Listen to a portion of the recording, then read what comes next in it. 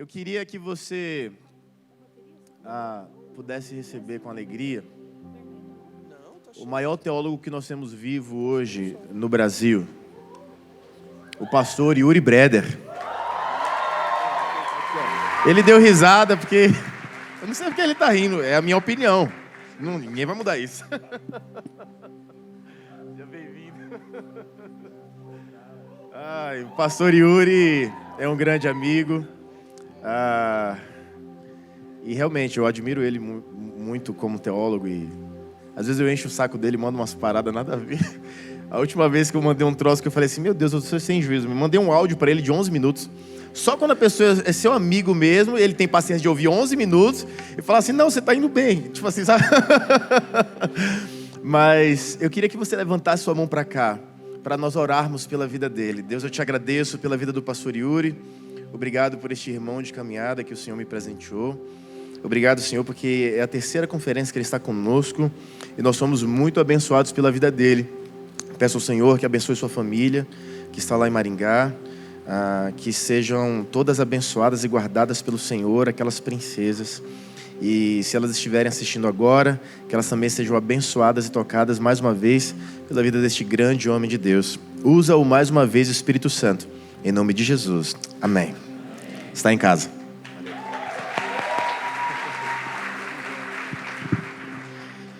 Boa noite. Feliz demais por estar aqui mais uma vez com vocês. Como o pastor Aldo falou, é a terceira conferência relevante que eu estou aqui, gente. Já participei de Vida Amorosa Relevante. Tudo que é relevante eu venho, entendeu? Então eu realmente me sinto em casa. Mas se você esteve aqui nas outras vezes ou me conhece de outras visitas, você deve perceber que há algo diferente em mim dessa vez. Não sei, vocês sabem o que tal? Tem alguma coisa diferente? Vocês notaram? Sapato novo. Tô brincando. Teve alguém que me perguntou assim: pastor, por que você não está mais usando o boné, né, da Juventude Relevante? Agora porque você tem cabelo, você não usa mais boné? Eu falei: meu irmão, eu usei tanto aquele boné, mais tanto, que ele desintegrou. Ele sumiu da minha cabeça. Eu ia continuar usando com cabelo, sem cabelo, eu ia usar. Porque eu realmente sou muito abençoado por vocês, demais, pela vida do apóstolo e da apóstola Marisa, pela vida do pastor Aldo e da pastora Rebeca. Assim, sou abençoado por essa igreja de uma maneira que eu não conseguiria colocar em palavras. De verdade. Há pouco tempo atrás, a nossa família se mudou para Maringá, no Paraná, onde nós assumimos a liderança da primeira igreja batista ali naquela cidade. E foi muito difícil deixar alguns amigos para trás, deixar a nossa antiga igreja, os avós, mas sabe o que eu mais sinto falta? Dos nossos amigos do coração, pastor Aldo, pastora Rebeca. São pessoas que fazem diferença na nossa vida, gente, de verdade. Então vocês são muito abençoados por Deus, por terem a liderança que tem, por terem a igreja que tem, e cada vez que eu venho essa conferência está mais sensacional.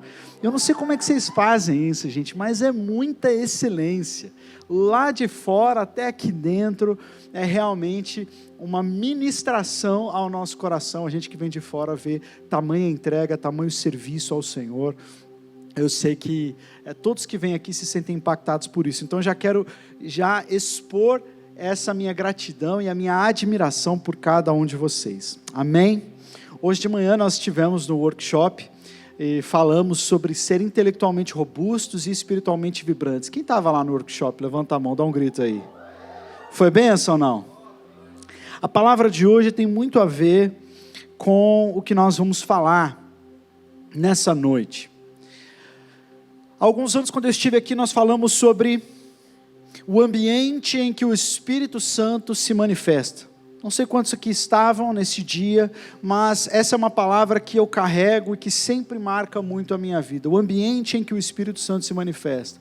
O Espírito Santo se manifesta em ambientes que têm determinadas características. E essas características nós olhamos lá no comecinho de Atos, no capítulo 1, no capítulo 2. A primeira característica que nós vemos do ambiente onde o Espírito Santo se manifesta é um ambiente onde há obediência. Lembra? Obediência. Diga comigo, obediência. Obediência por quê? Porque Jesus havia prometido o Espírito Santo aos seus discípulos, que eles seriam revestidos de poder, mas que eles deveriam fazer uma coisa: eles deveriam ir para Jerusalém. Jerusalém era o lugar mais perigoso da face da terra naquele momento para os discípulos. E se eles houvessem ficado na Galileia, ou se eles tivessem ido para Samaria, ou para qualquer outro lugar, eles não teriam participado do derramar do Espírito Santo.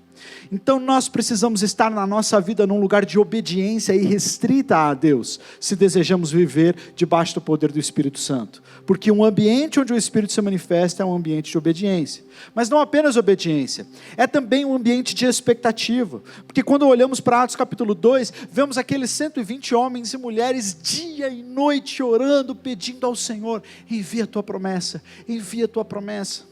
E muitas vezes nós oramos e cantamos ao Espírito Santo e participamos de conferências e recebemos ministrações, mas a nossa expectativa ao longo do tempo, ela vai decrescendo, ela vai caindo, ela vai diminuindo. E aquela expectativa dos primeiros dias vai esmorecendo. E o Espírito Santo não virá num lugar onde ele não é desejado, onde ele não é querido e amado acima de todas as coisas. Então essa é a segunda característica de um ambiente onde o Espírito Santo se manifesta. Se a primeira é a obediência, a segunda é a expectativa. Você tem expectativa que o Espírito Santo vai fazer algo tremendo nessa noite? Amém, eu também. A terceira característica que nós vimos é que o Espírito Santo se manifesta num ambiente onde há unidade. Diga unidade. Pouco antes deste evento de Atos capítulo 2, os discípulos estavam discutindo entre si qual deles era o melhor, qual seria o maior, qual deveria liderar o grupo dos discípulos após a partida de Jesus. E eles estavam então fazendo juízo de valor dos outros. Inclusive Pedro, numa atitude bastante característica de alguém da sua personalidade, chega para Jesus e ele fala: Jesus, qualquer um desses aqui é traíra, viu? Tipo assim, confia neles não, eu conheço, mas eu não vou te trair, eu jamais te trairia. E Jesus diz para ele: Pedro, antes que o galo cante, você vai me negar 3 vezes. Mas havia no coração dos discípulos disputa, havia no coração dos discípulos crítica, orgulho, soberba. Só que depois, quando nós chegamos em Atos capítulo 2, nós vemos que aqueles mesmos discípulos que estavam um contra o outro, agora estão de mãos dadas, estão todos juntos, orando: Senhor, envia o teu Espírito, cumpre a tua promessa. Eles já não estão mais brigando sobre quem é o melhor, eles não estão mais fazendo juízo de valor, não estão mais julgando uns aos outros, eles estão em unidade. E é nesse momento que o Espírito Santo vem, onde há obediência, onde há unidade e onde há expectativa. Mas hoje, depois de alguns anos, eu quero trazer o restante desse sermão. Quero trazer mais uma característica de um ambiente onde o Espírito Santo se manifesta. E a partir desta característica nós vamos entrar na palavra e vamos descobrir alguns aspectos do Espírito Santo. A quarta característica que eu gostaria de adicionar a este ambiente onde o Espírito Santo se manifesta é um ambiente de amor à palavra. Amém? Diga: amor à palavra. O Espírito Santo se manifesta num ambiente onde há amor pela palavra de Deus. Preste atenção. Existe na igreja cristã, não só no Brasil, mas ao redor do mundo, um divórcio silencioso acontecendo. Que divórcio é esse? O divórcio da palavra e do Espírito.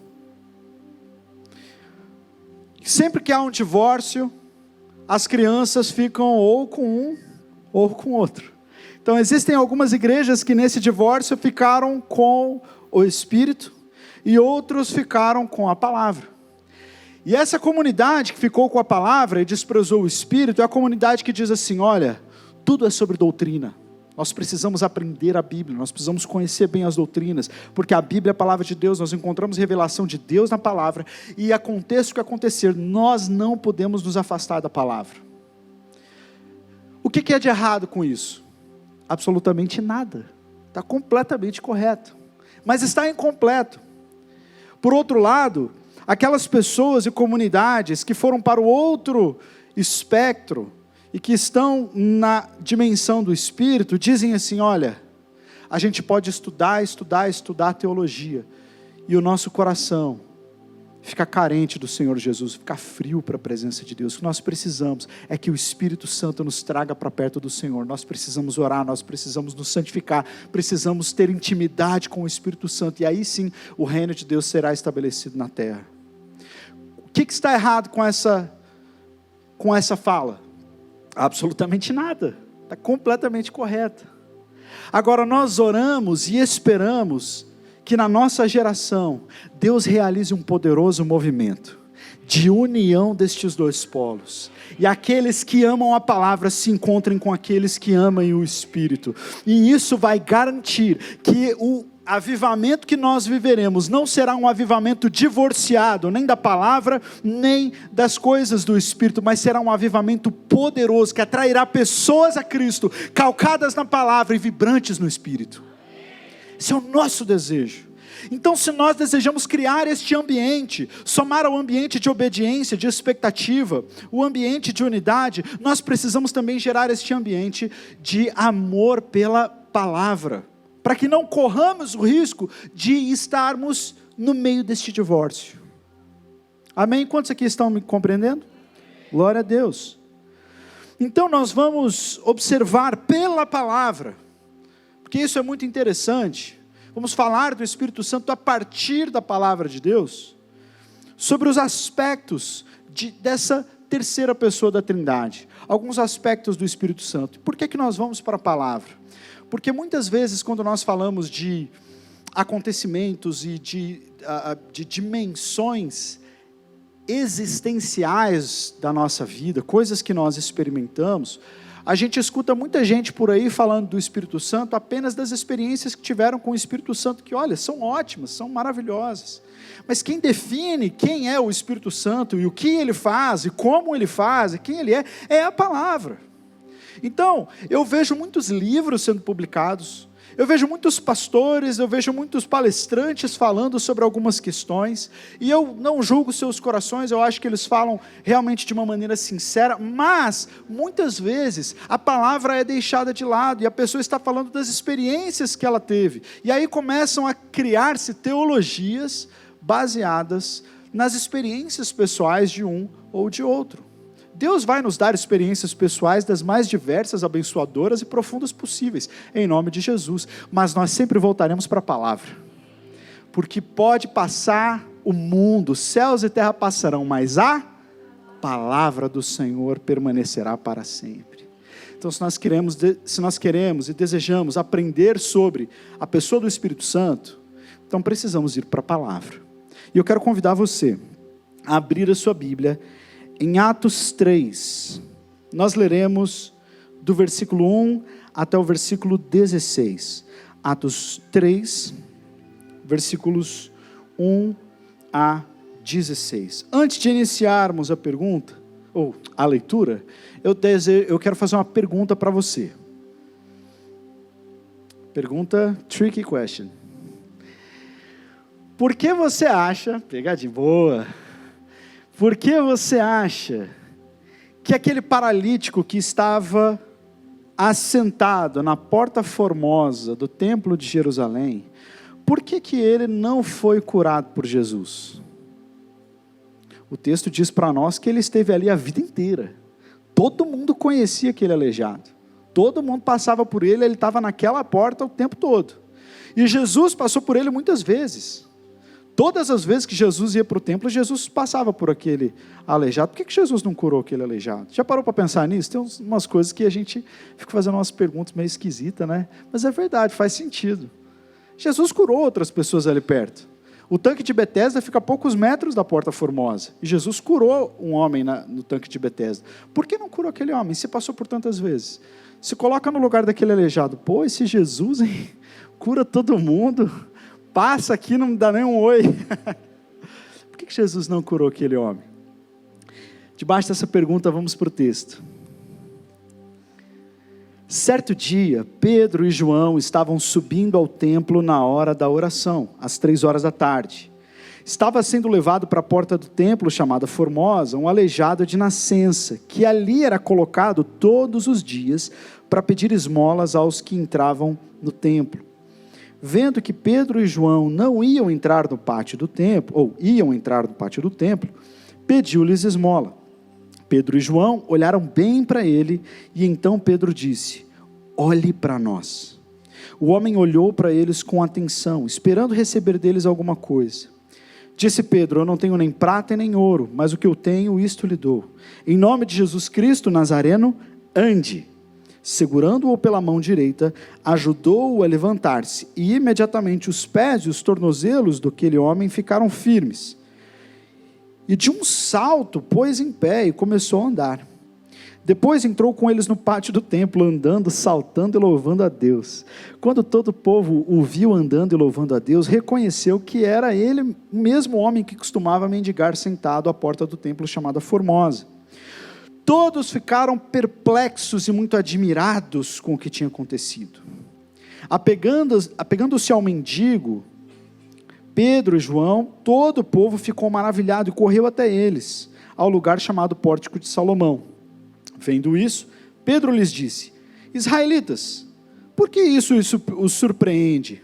Por que vocês estão olhando para nós como se tivéssemos feito este homem andar pelo nosso próprio poder ou piedade? O Deus de Abraão, de Isaque e Jacó, o Deus dos nossos antepassados, glorificou o seu servo Jesus, a quem vocês entregaram para ser morto e negaram perante Pilatos. Embora ele tivesse decidido soltá-lo, vocês negaram publicamente o santo e justo e pediram que fosse libertado um assassino. Vocês mataram o autor da vida, mas Deus o ressuscitou dos mortos, e nós somos testemunhas disso. Pela fé no nome de Jesus, o nome curou este homem que vocês veem e conhecem. A fé que veio por meio dele lhe deu essa saúde perfeita, como todos podem ver. Essa é a palavra do Senhor. Amém? Nesse texto nós vamos descobrir, ou nós vamos refletir sobre alguns aspectos do Espírito Santo de Deus. E em primeiro lugar eu gostaria de ressaltar a soberania do Espírito Santo. Diga soberania.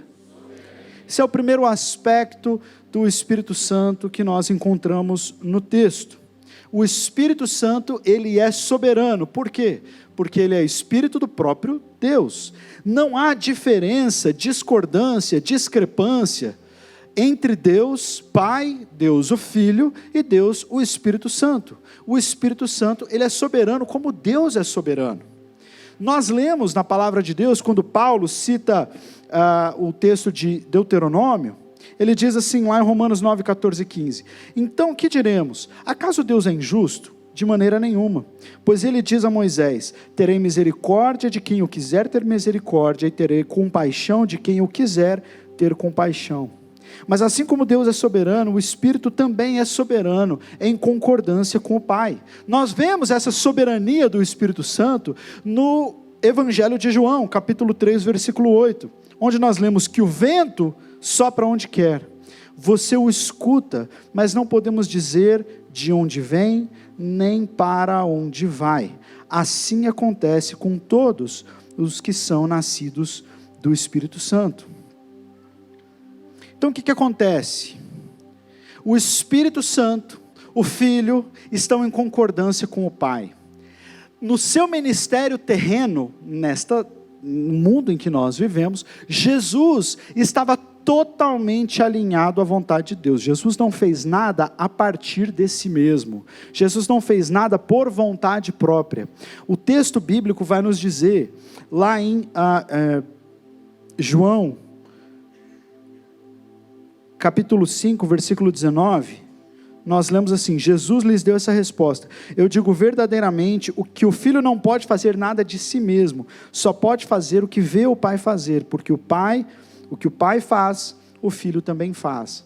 Então, no seu ministério terreno, Jesus encontrou muitas pessoas, mas Jesus estava completamente obediente àquilo que Deus queria que ele fizesse. Jesus poderia ter feito várias coisas, mas ele permaneceu obediente à soberania do Pai. Por que isso é importante? Quando Jesus é tentado no deserto, as tentações de Satanás a Jesus eram justamente para que ele se separasse de um caminho de total sujeição, para que ele transformasse pedras em pães e comesse. Mas Deus não mandou que ele fizesse isso. Não, mas se você é filho de Deus, você tem o poder para fazer isso, pode fazer. Olha, se lança do pináculo do templo, porque tem um texto que diz que aos seus anjos dará ordem ao seu respeito, e eles não vão deixar que nada de mal te aconteça. Ok, mas está na Bíblia, mas o Senhor não mandou eu fazer isso. Então todas as vezes que o diabo vem até nós com boas sugestões, que na verdade são tentações disfarçadas, nós somos tentados no mesmo ponto em que Jesus era tentado, tomar controle da nossa vida.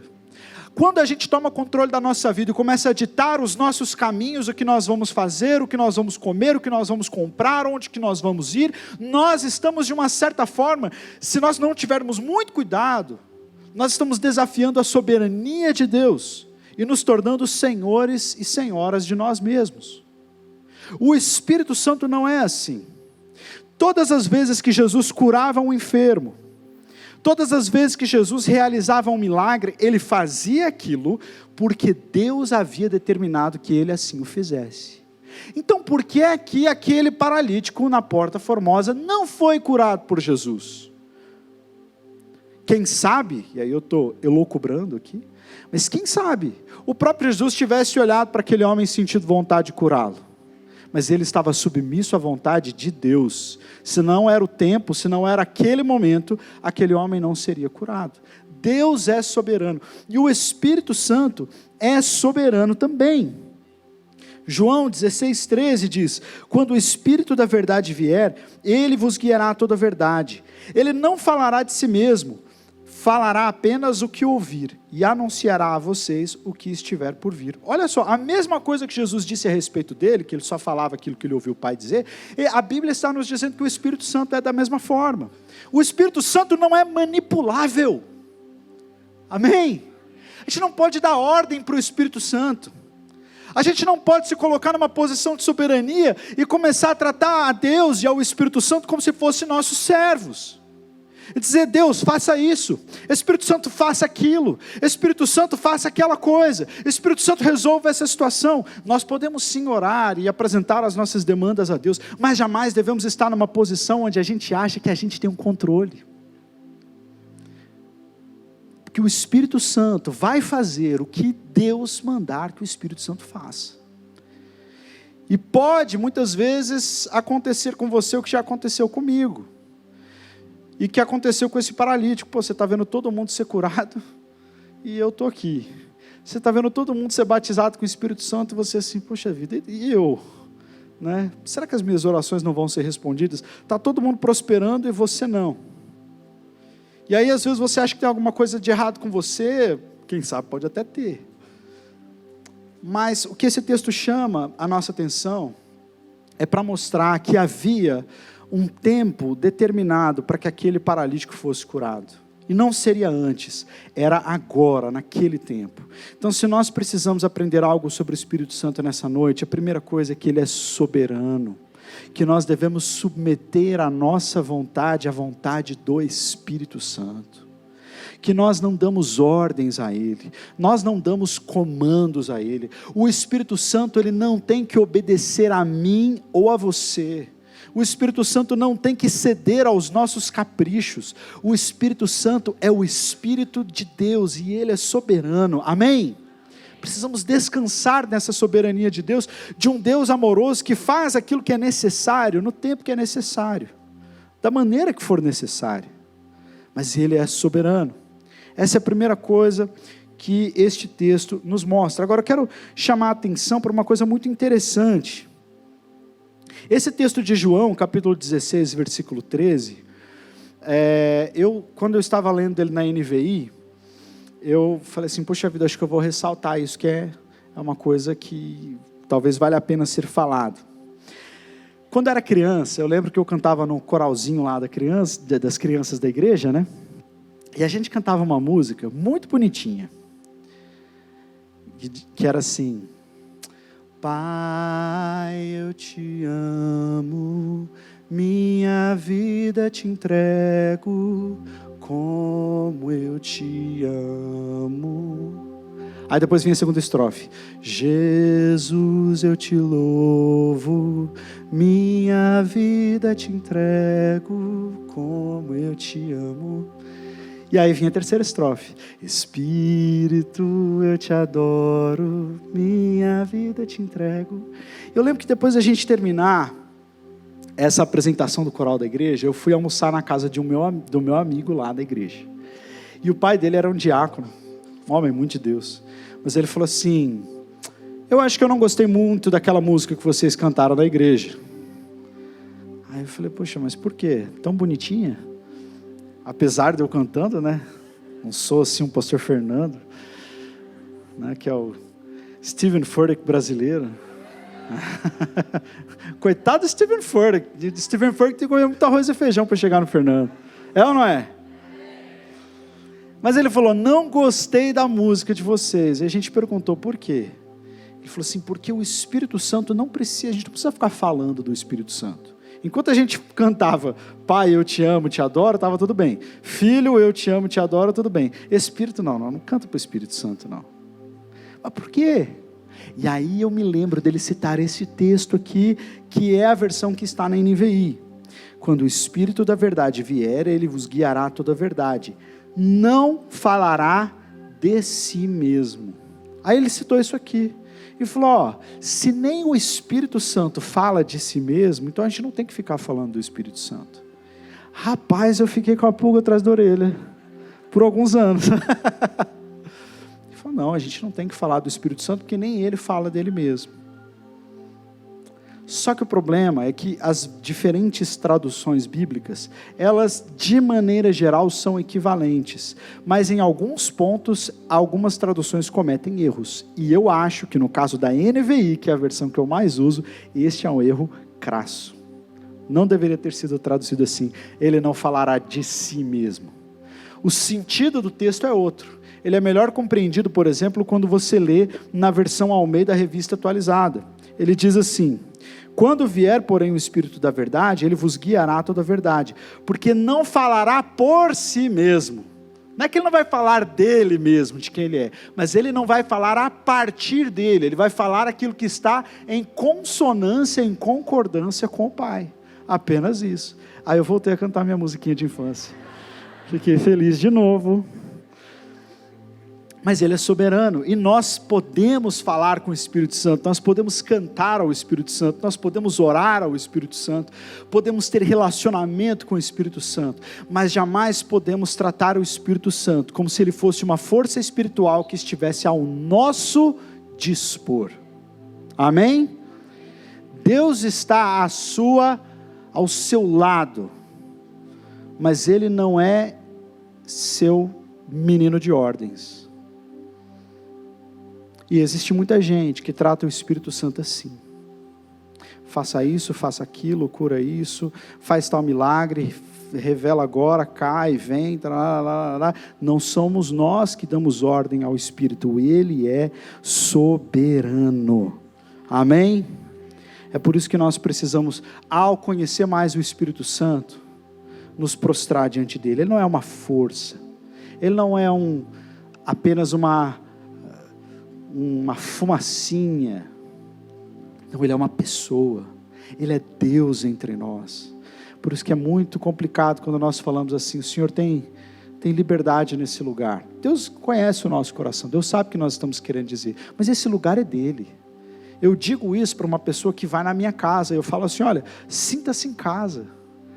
Quando eu digo isso, eu estou dizendo, olha, você é um visitante, a casa não é sua, mas haja como se fosse. Quando a gente diz isso para o Espírito Santo, você fala assim, acho que você inverteu as coisas, a casa é minha. Se tem alguém que tem que ter liberdade aqui, é você pode ter liberdade, mas a casa é minha. Você não convida o Espírito Santo para ficar no quarto de hóspedes. Amém? A casa é do Espírito, esse lugar é do Espírito, nós somos do Espírito, nós fazemos o que Ele manda e não o inverso. Amém?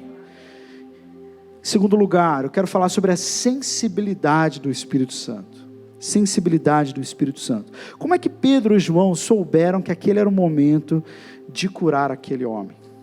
Quando falamos de sensibilidade, Eu estou falando de sensibilidade do Espírito Santo, e você está achando, acho que ele está falando de sensibilidade ao Espírito Santo. Também, vamos chegar lá. Mas eu quero falar de sensibilidade do Espírito Santo, porque o Espírito Santo, ele é sensível, ele é uma pessoa sensível. Não quer dizer que ele é hipersensível, que ele é muito magoadinho, que ele é uma pessoa imatura, que leva tudo para o lado pessoal. Não. Mas o Espírito Santo pode ser entristecido. E talvez um dos ensinos mais negligenciados acerca do Espírito Santo hoje em dia é sobre a sensibilidade do Espírito Santo. Paulo diz assim lá em Efésios 4, 30 e 32. Não entristeçam o Espírito Santo de Deus, com o qual vocês foram selados para o dia da redenção. Livrem-se de toda amargura, indignação, ira, gritaria, calúnia, bem como de toda maldade. Sejam bondosos e compassivos uns para com os outros, perdoando-se mutuamente, assim como Deus os perdoou em Cristo. Então, existem posturas e atitudes que nós temos que entristecem o Espírito Santo. Entristecem o Espírito Santo. Por que o Espírito Santo se entristece?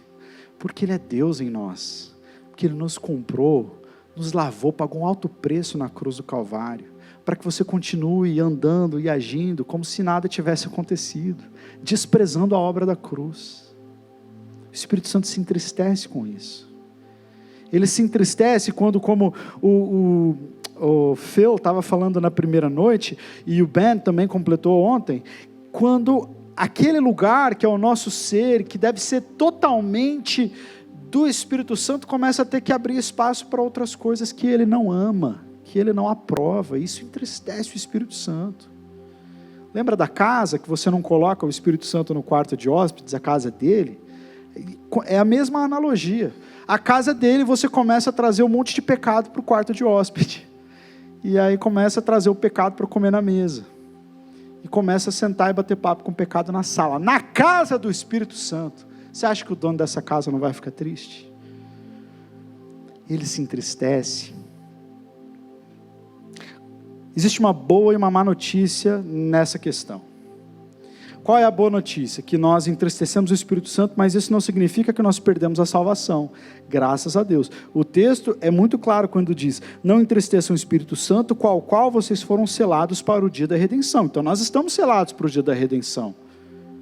Só que o que acontece quando a gente entristece o Espírito Santo? A unção se vai. Quando nós entristecemos o Espírito Santo, aquela doce companhia, aquela comunicação direta, aquela vida dirigida pelo Espírito Santo, ela se perde. E nós sofremos por causa disso. A unção, que é o agir poderoso do Espírito Santo, se vai. Eu não sei se você já teve essa experiência, mas também eu já tive. Quando você está experimentando uma comunhão tão maravilhosa com o Espírito Santo que você não quer que acabe. Às vezes você está lá no seu quarto, igual o pastor Aldo comentou ontem, né, que ele sentava na cama e começava a cantar e tocar violão para Jesus. Cara, que tempo maravilhoso de comunhão. Eu imagino que quando acabava, o pastor Aldo não queria nem sair de lá, queria continuar. E quando a gente sai de um lugar desse, a gente sai assim: Espírito Santo, o Senhor ainda está aí? Espírito Santo, eu estou indo aqui para o trabalho, tenho que tomar banho, tenho que fazer as coisas, mas eu não quero me desconcentrar, eu quero continuar nesse lugar de comunhão. E aí, existe um caminho aberto para o Espírito Santo usar a sua vida, falar através de você, limpar você, santificar você. Mas quando você começa a entristecer o Espírito Santo, este sentimento se vai. Aí você entra no trânsito, o cara te fecha, aí você... pô, Campo Grande que não tem seta, não é? Ou não é verdade? Aí, você começa a entristecer o Espírito Santo. Sabe qual é um dos ensinos mais poderosos que você pode aprender na sua vida? Não entristeça o Espírito Santo. Existem coisas que entristecem. A Bíblia diz para nós quais são as coisas que entristecem o Espírito Santo e que fazem quebrar esta comunhão íntima que nós temos. Está lá no texto. Livrem-se de toda amargura. Amargura entristece o Espírito, corta o fluir da unção. Indignação e ira, meu Deus, não vai sobrar um aqui. indignação e ira, quando nós nos iramos, quando nós nos indignamos, quando nós operamos na carne, o canal da unção é cortado, o espírito é entristecido. Continuamos salvos, mas aquela doce presença se vai.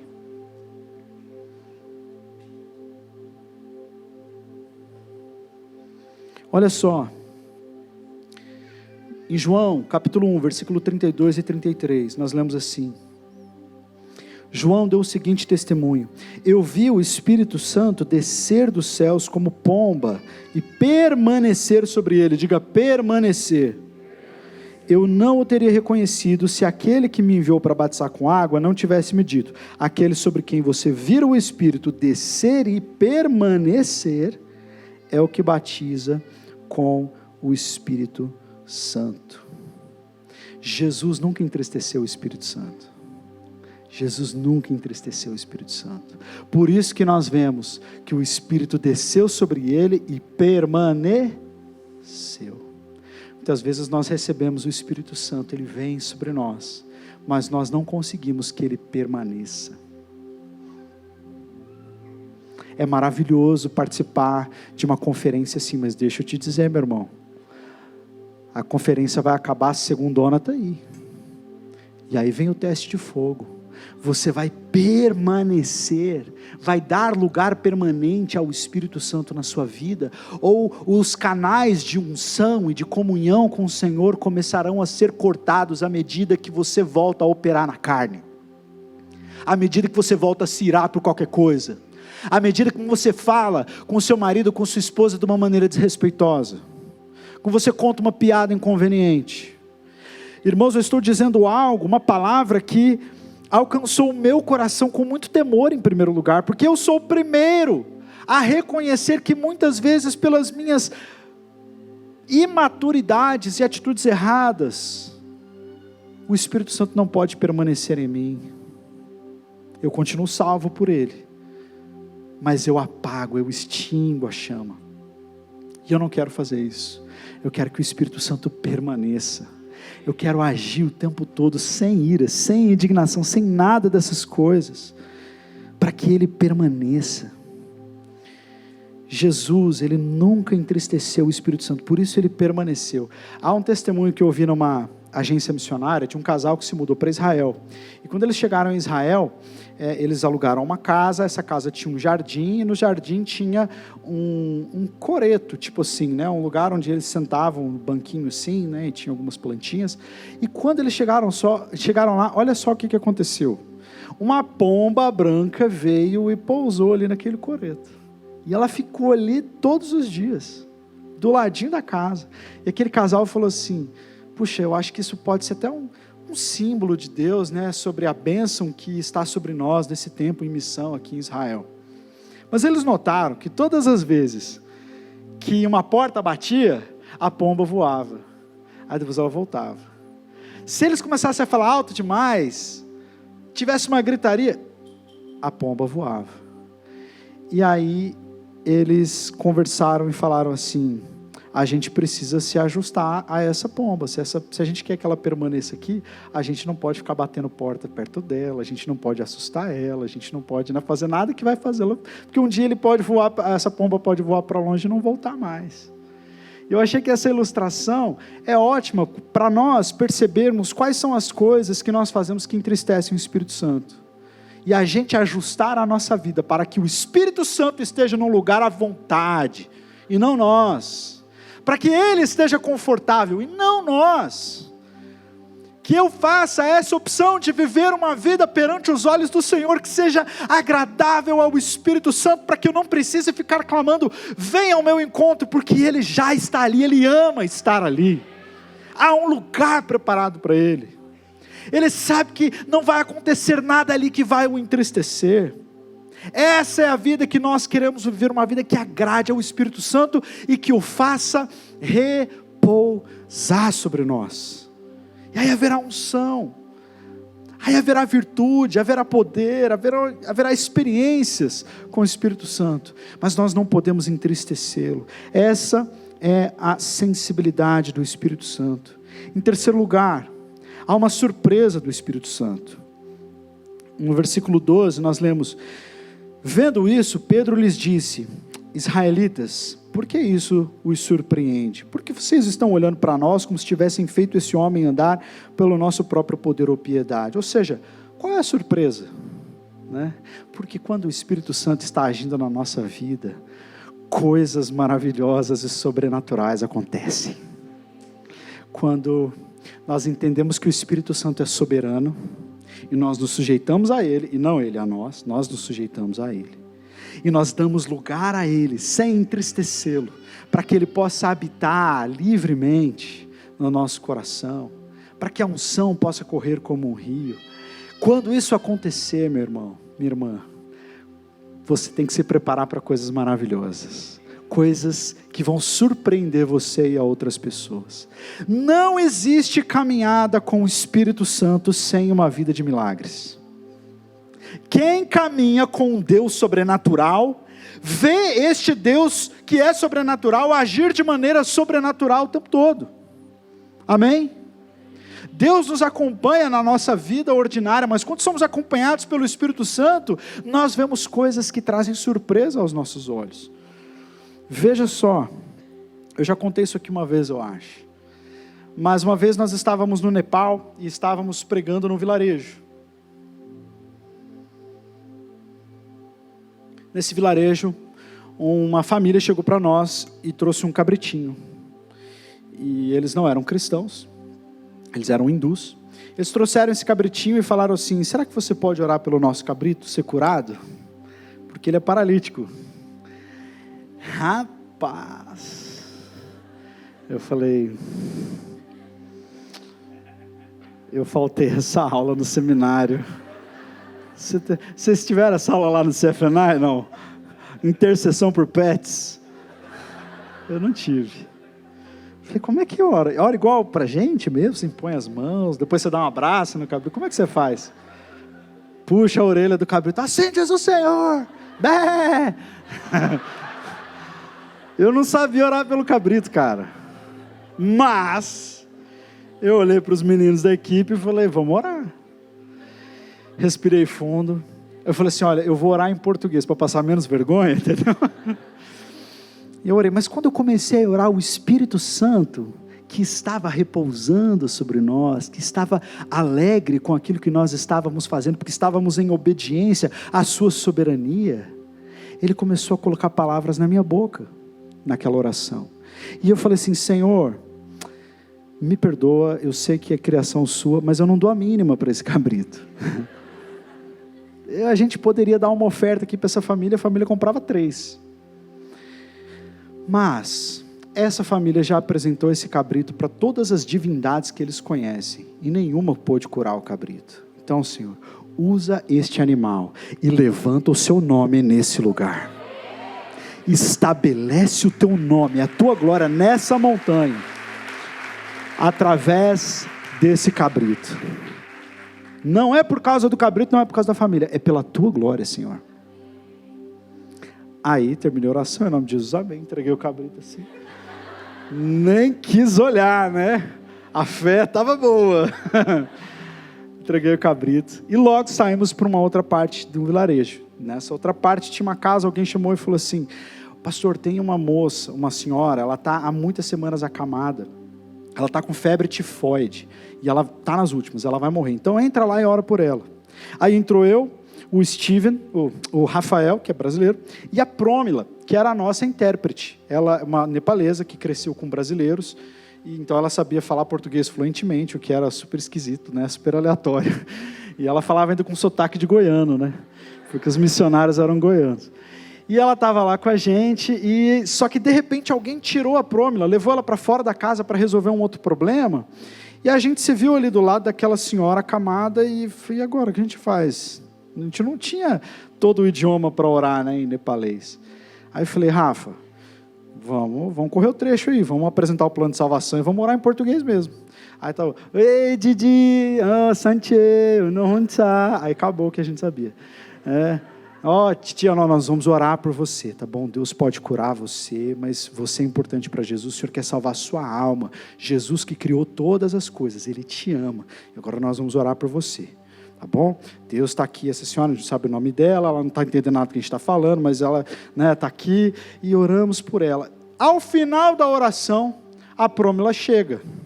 Quando a Promila chega, a senhora fala para a Promila em Nepali: eu quero. Ela falou assim: você quer o quê? Eu quero aceitar Jesus. Ela falou: como assim? Como você sabe que você quer aceitar Jesus? Eles acabaram de falar que Jesus me ama, que Jesus criou todas as coisas, que Ele quer salvar a minha alma. Eu quero aceitar Jesus, eu quero entregar minha vida a Jesus. E aí a Promila começou a chorar. Oh, meu Deus. Meu Deus. E eu falei assim: Promila, o que está acontecendo? Ela falou: Yuri Dai, que é irmão Yuri, né? Yuri Dai, ela entendeu tudo que vocês oraram, ela entendeu, ela quer entregar a vida a Jesus. Aí a gente começou a chorar. E a senhorinha ficou assim: o que está acontecendo, né? Ela entregou a vida a Jesus. Ela foi curada. Ela se levantou e foi fazer chá. Todo mundo: senta Didi, você está doente? Ela: não, estou me sentindo bem, vou fazer um chá. Foi fazer chá para nós. E a gente estava tão feliz, cara, tão feliz. E a gente voltou para onde estava a nossa base no vilarejo. Quando a gente está chegando, vê aquele bando de criança correndo na nossa direção, e junto com eles, o cabrito foi curado em nome de Jesus.